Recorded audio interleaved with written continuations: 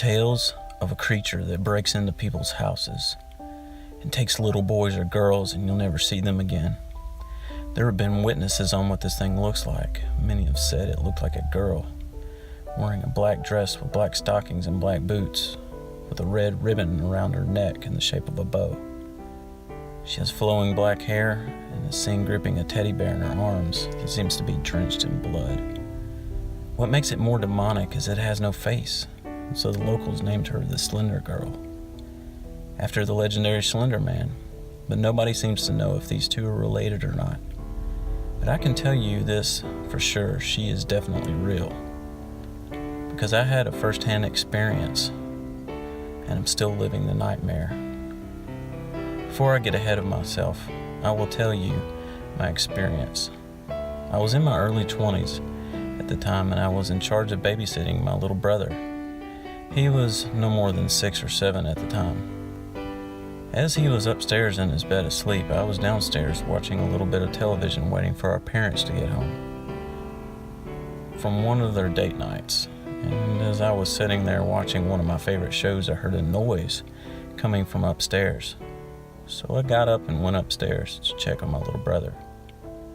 But when I got up there and opened the door to his bedroom, he was no longer in his bed, but instead, he was standing by the window, staring blankly outside. I calmly asked him, "Is everything okay?" And that's when he turned to me with a blank expression on his face. And he said to me, "There's a little girl outside, and she wants me to come play with her." When I heard this from him, I got a little worried and took a peek outside the window, but found nothing there. So I thought my brother was sleepwalking, and he imagined the whole thing. Just to let people know, my family has a history of sleepwalkers, so this is nothing new to me. So I grabbed my little brother and put him back in his bed, calmly walked out of the room, and shut his door behind me.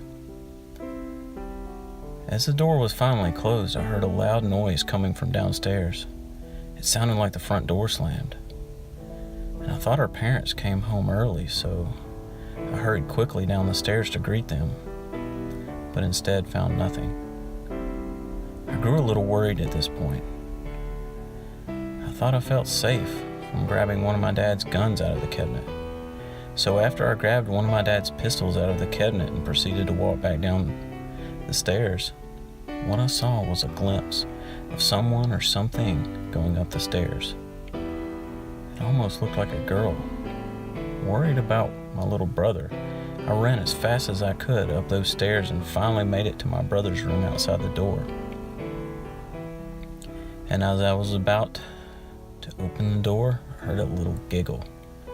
Sounded like it was coming from a girl. And I was right. Well, at least it looked like a girl.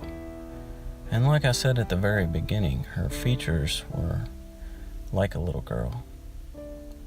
Long black hair, black dress, black boots, black stockings. And what made her stick out more was the red ribbon around her neck. Crimson red. The bow was kind of like blood. And there she was, standing beside my brother's bed, staring down at him. I yelled at her to get her attention so she would stay away from my little brother. I figured that she had heard me because she stood up and looked right at me with her head cocked to the side, almost as she was fascinated with me. So she began to walk towards me, and I got a better look at her.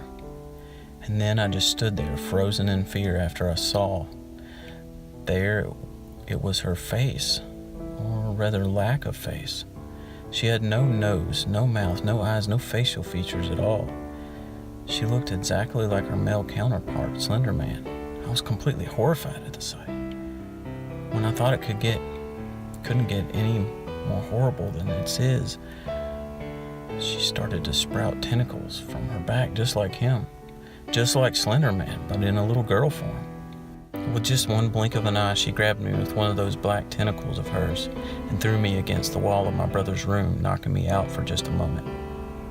That moment seemed to be forever after what happened next. When I finally came to, I noticed that my brother and the little girl was gone. And that's when I got up and started to run downstairs as fast as I could. That's where I saw the front door wide open, and I ran out the door in a frantic panic when I saw my little brother and the so-called little girl walking down the street holding hands and giggling and laughing. I tried to run after them as fast as I could to get my little brother back. But as I got close, the little girl turned around. She stared back at me. And I swear to God, this day I saw something that sent cold shivers down my spine. On her featureless face, where I thought I saw something resembling a smile, even though she had no lips or mouth to speak of. But I swear it was almost like she was taunting me, telling me that she had won and I had lost. When she was done, she turned back around and started to skip towards my little brother. She grabbed his hand once more, and they disappeared into the fog of the night. When my parents got home, I told them what happened.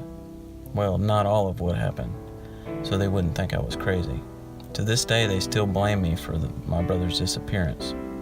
I couldn't bring it to tell them the truth about the faceless girl that had took their child. So now I'm in my 30s, and I'm still looking for my little brother, praying to God, hoping he's still alive, so I can bring him home where we can be a happy family again. Our parents blame me for what happened to my brother. If anyone has seen this thing, run as far away as you can get. I doubt it'd help though. But please, if you have seen a glimpse of this little girl, keep your children away from her as long as you can, because there is so much evil in this world, and nothing can protect them from this Slender girl.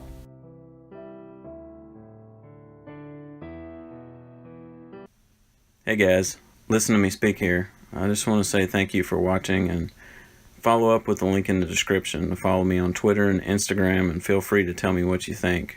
If you like what I'm doing, then remember to like, comment, and subscribe. And this one was a listener-submitted creepypasta sent in by Hillbilly Creeper on Twitter. I'll put his link in the description. You guys have a good one.